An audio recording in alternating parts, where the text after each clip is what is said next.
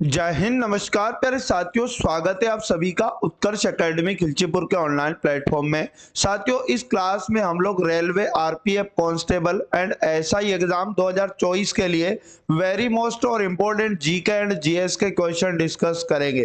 पहले साथियों, आज का हमारा सेट नंबर 14 है। इससे पहले हम लोग 13 प्रश्नों का सेट हम लोग कर चुके हैं। अगर 13 सेट आपने नहीं देखे तो प्लेलिस्ट आपको मिल जाएगी, जहां जाकर आप पिछले पार्ट को भी देख सकते हैं।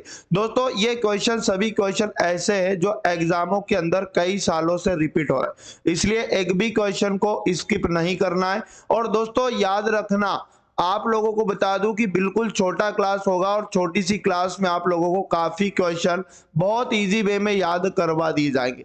तो साथियों, चलते आज के पहले और इंपॉर्टेंट क्वेश्चन की ओर, जो आपके सामने आ चुका है। निम्नलिखित में से कौन चंद्रमा पर उतरने वाला पहला व्यक्ति था? तो साथियों, चंद्रमा पर उतरने वाला पहला व्यक्ति Neil Armstrong, option number D इसका राइट आंसर हो जाएगा। और साथियों याद रखना, 20 जुलाई 1969 को नील आर्मस्ट्रांग अपोलो 11 अंतरिक्ष यान से दोस्तों चंद्रमा पर उतरने वाला पहला व्यक्ति बना था। अगला क्वेश्चन है, भारत में पहली पंचवर्षीय योजना की अवधि क्या थी? तो साथियों, भारत में पहली पंचवर्षीय योजना की अवधि 1951 से 1956 थी। Option number A correct answer हो जाएगा। और दोस्तों, इसका मॉडल अगर आपसे पूछे कि पहली पंचवर्षीय योजना का मॉडल क्या था, तो हेरोल्ड डोमर मॉडल पर आधारित थी पहली पंचवर्षीय योजना। अगला है, ताजमहल किस नदी के किनारे स्थित है? साथियों, ताजमहल किस नदी के किनारे स्थित है? Yamuna. Option number D correct answer हो जाएगा। आगरा उत्तर प्रदेश में दोस्तों याद रखना, ताजमहल यमुना नदी के किनारे स्थित है और मुगल शासक शाहजहां ने इसको बनवाया था। अगला है, राष्ट्रपति के 5 वर्ष के कार्यकाल की गणना है ना किससे की जाती है? यानी राष्ट्रपति के कार्यकाल का जो अवधि होती है 5 वर्ष, इसकी गणना साथियों कब से कब तक की जाती है? उसके चुनाव परिणाम आने के अगले दिन से, या फिर उस दिन से जिस दिन वह कार्यभार ग्रहण करते हैं, या उनके चुनाव परिणाम की तिथि से उस महीने के पहले दिन जब वह पदभार ग्रहण करता है। तो साथियों राइट आंसर इसका हो जाएगा, उस दिन से जिस दिन वह कार्यभार ग्रहण करता है, तब से राष्ट्रपति के कार्यकाल की गणना की जाती है। यानी ऑप्शन नंबर बी इसका बिल्कुल राइट आंसर है। अगला है, भारत रत्न पुरस्कार प्राप्त करने वाले प्रथम फिल्म निर्माता शख्सियत कौन है? तो साथियों, भारत रत्न प्राप्त करने वाले पहले फिल्म निर्माता याद रखना, सत्यजीत रे। ऑप्शन नंबर ए इसका राइट आंसर हो जाएगा दोस्तों। और 1992 में इनको याद रखना भारत रत्न पुरस्कार दिया गया था। क्वेश्चन नंबर 6 हमारे पास है, भारतीय नेपोलियन निम्नलिखित में से किसको कहा जाता है? तो भारतीय नेपोलियन किसको कहा जाता है? समुद्रगुप्त। ऑप्शन नंबर सी इस क्वेश्चन का बिल्कुल राइट आंसर है। इनमें से किस राज्य को 5 नदियों की भूमि कहा जाता है? तो दोस्तों, किस राज्य को 5 नदियों की भूमि कहा जाता है? पंजाब को। पंजाब को 5 नदियों की भूमि कहा जाता है। पल्लव राजवंश का संस्थापक कौन था? तो पल्लव राजवंश का संस्थापक Singh Vishnu. Option number A इसका बिल्कुल राइट आंसर है। अगला है हमारे पास, राज्य का दर्जा हासिल करने वाला 25वां भारतीय राज्य कौन सा है? तो साथियों, 25वां भारतीय राज्य Goa. Option number B right answer आपको याद रखना है। और साथियों, 56वां संविधान संशोधन 1987 के द्वारा गोवा भारत का 25वां राज्य बना था। निम्नलिखित में से किसका उत्पाद काली क्रांति से जुड़ा है? दोस्तों, काली क्रांति से किसका संबंध है? कच्चे तेल का उत्पादन। Option number D right answer है। और मछली का उत्पादन, ये किस क्रांति से संबंधित है? तो साथियों, नीली क्रांति आपको याद रखना है। रॉकेट किस सिद्धांत पर काम करता है? एक रॉकेट जो होता है किस सिद्धांत पर काम करता है? तो साथियों याद रखना, गति शक्ति का संरक्षण, या फिर इसे कहते हैं एक और नाम संवेग संरक्षण के सिद्धांत पर। ऑप्शन नंबर ए इसका राइट आंसर है। अगला है, भारत की प्रथम महिला अंतरिक्ष यात्री कौन है? तो भारत की प्रथम महिला अंतरिक्ष यात्री Kalpana Chawla. Option number D इसका बिल्कुल राइट आंसर है। भारत के मुख्य चुनाव आयुक्त की नियुक्ति कौन करता है? तो भारत के मुख्य चुनाव आयुक्त जो होते हैं उनकी नियुक्ति राष्ट्रपति करता है।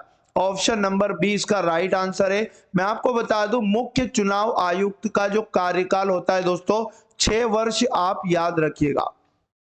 किस खिलाड़ी को हॉकी का जादूगर कहा जाता है? तो हॉकी का जादूगर major Dhyanchand. Option number A correct answer हो जाएगा। दोस्तों इनका जन्म एग्जाम में कई बार पूछा गया।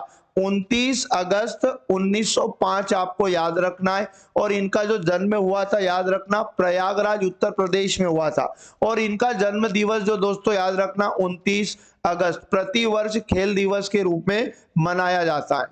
इडुक्की बांध किस नदी के ऊपर बनाया गया है? इडुक्की बांध किस नदी पर बनाया गया है? पेरियार नदी। Option number D correct answer हो जाएगा। और इडुक्की बांध किस राज्य में दोस्तों याद रखना? केरल राज्य में। जलियांवाला बाग हत्याकांड किस शहर में हुआ था? तो जलियांवाला बाग हत्याकांड याद रखिएगा अमृतसर में हुआ था। Option number C correct answer है। और दोस्तों 13 अप्रैल 1919 में हुआ था जलियांवाला बाग हत्याकांड, अमृतसर पंजाब में। इंडिया विंस फ्रीडम पुस्तक को किसने लिखा था? इंडिया विंस फ्रीडम पुस्तक को किसने लिखा था?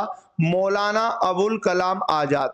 ऑप्शन नंबर बी इसका बिल्कुल सही जवाब है। महात्मा गांधी की एक पुस्तक एग्जाम में कई बार पूछी है, सत्य के प्रयोग। और एक पुस्तक और याद रखना महात्मा गांधी से, हिंद स्वराज। और साथियों जवाहरलाल नेहरू की एक बुक भी एग्जाम में कई बार आई है, the discovery of India. Golconda किला निम्नलिखित में से किस राज्य में स्थित है? साथियों गोलकुंडा किला किस राज्य में स्थित है? Telangana. Option number C correct answer हो जाएगा। और गोलकुंडा किला जो है दोस्तों याद रखना इसका निर्माण 13वीं शताब्दी में हुआ था। भारतीय राष्ट्रीय कांग्रेस की प्रथम महिला अध्यक्षा कौन थी? तो भारतीय राष्ट्रीय कांग्रेस की प्रथम महिला अध्यक्षा Annie Besant. Option number A right answer हो जाएगा। दोस्तों एनी बेसेंट 1917 के कलकत्ता अधिवेशन में भारतीय राष्ट्रीय कांग्रेस की प्रथम महिला अध्यक्ष चुनी गई थी। अच्छा सरोजिनी नायडू दोस्तों याद रखना ये प्रथम भारतीय महिला अध्यक्ष थी भारतीय राष्ट्रीय कांग्रेस की। अगला ओलंपिक पदक जीतने वाली पहली भारतीय महिला कौन थी? तो ओलंपिक पदक जीतने वाली पहली भारतीय महिला कर्णम मल्लेश्वरी। इनका संबंध भारत तोलक से है दोस्तों। Option number A right answer है।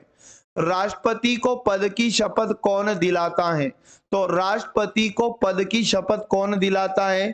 तो भारत के मुख्य न्यायाधीश। Option number A right answer हो जाएगा। लेकिन दोस्तों अगर भारत के मुख्य न्यायाधीश की अनुपस्थिति में राष्ट्रपति को शपथ कौन दिलाता है? तो उच्चतम न्यायालय के जो वरिष्ठतम न्यायाधीश होते हैं उनके द्वारा शपथ दिलाई जाती है। किस राज्य में ओणम त्योहार मनाया जाता है? तो ओणम त्योहार किस राज्य में मनाया जाता है? Kerala. Option number A right answer हो जाएगा। ओडिशा का एक त्योहार आपको याद रखना है नवकलेवर। साथियों पंजाब में भी एक त्योहार मनाया जाता है बैसाखी। और तमिलनाडु का एक त्योहार आपको याद रखना है पोंगल। ठीक, अगला क्वेश्चन है बर्मा की मुद्रा क्या है? दोस्तों बर्मा की मुद्रा क्या है? क्यात। Option number A right answer हो जाएगा। और बर्मा याद रखिएगा म्यांमार का पुराना नाम है। अगला है साफ आकाश नीला क्यों दिखाई देता है? दोस्तों साफ आकाश नीला क्यों दिखाई देता है? प्रकाश के प्रकीर्णन के कारण। ऑप्शन नंबर डी इस क्वेश्चन का बिल्कुल सही जवाब है। अगला है इंडिका नामक पुस्तक किसने लिखी? इंडिका नामक पुस्तक किसने लिखी? मेगास्थनीज। ऑप्शन नंबर सी इस क्वेश्चन का बिल्कुल सही जवाब है। अगला क्वेश्चन है साजन प्रकाश निम्नलिखित में से किस खेल से संबंधित है? तो साजन प्रकाश का संबंध तैराकी खेल से है। ऑप्शन नंबर बी इसका राइट आंसर हो जाएगा। अगला क्वेश्चन है हमारे पास हीटर का मूल तत्व किस पदार्थ का बना होता है? तो दोस्तों हीटर का जो मूल तत्व है याद रखिएगा नाइक्रोम का बना होता है। Option number A right answer हो जाएगा। और साथियों ये जो नाइक्रोम होता है ये 80% तो निकिल और 20% क्रोमियम धातुओं का मिश्रण होता है नाइक्रोम। भारतीय संविधान का कौन सा अनुच्छेद कारखानों में बच्चों के रोजगार पर प्रतिबंध लगाता है?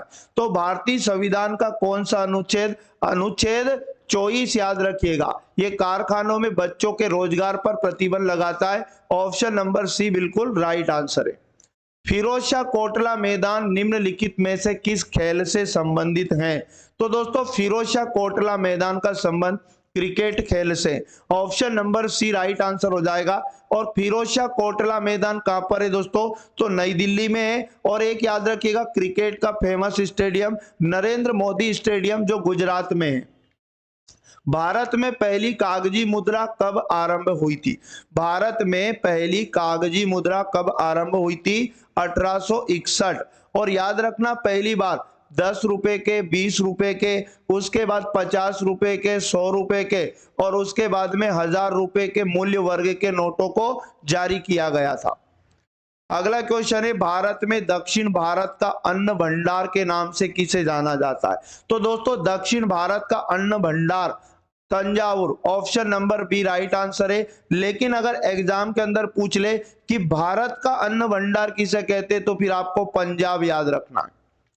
अगला है, भारत ने 1975 में पुरुषों की हॉकी विश्व कप किसकी कप्तानी में जीता था? तो साथियों भारत ने 1975 में पुरुषों की हॉकी का विश्व कप जीता था, और किसकी कप्तानी में? Ajit Pal Singh, option number B इसका राइट आंसर आपको याद रखना है। और भारत ने अब तक केवल एक बार ही हॉकी का विश्व कप जीता है दोस्तों।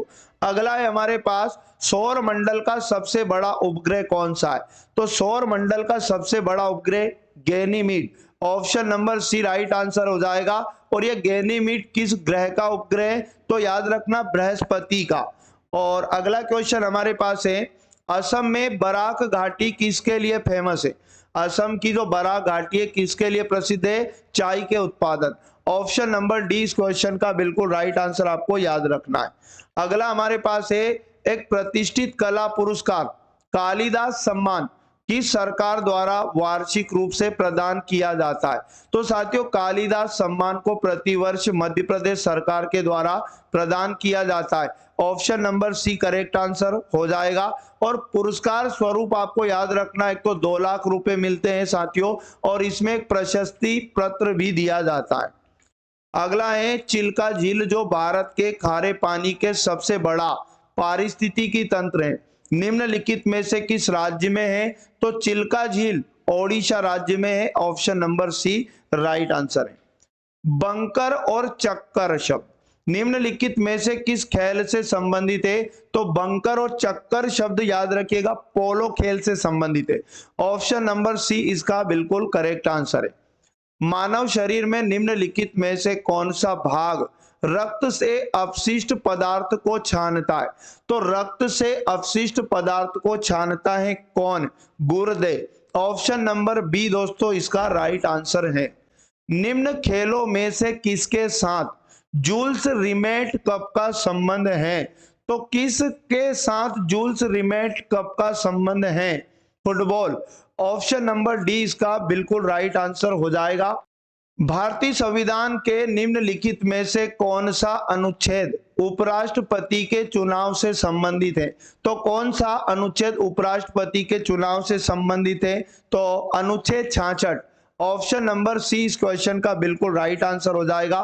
दोस्तों अनुच्छेद 44 का संबंध पूछ ले तो नागरिकों के लिए एक समान सिविल संहिता, और अनुच्छेद 81 आपको याद रखना है, लोकसभा की संरचना।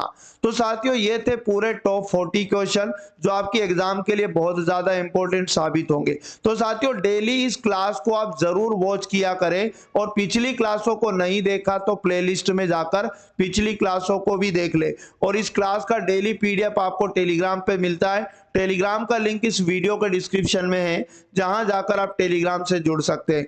और साथियों अगर आपने अभी तक चैनल को सब्सक्राइब नहीं किया तो चैनल को सब्सक्राइब करके बेल आइकन को ऑन कर ले, जिससे आपको तुरंत क्लास का नोटिफिकेशन मिलता रहेगा। तो मिलेंगे पुनः नेक्स्ट वाली क्लास में। जय हिंद, जय भारत, वंदे मातरम।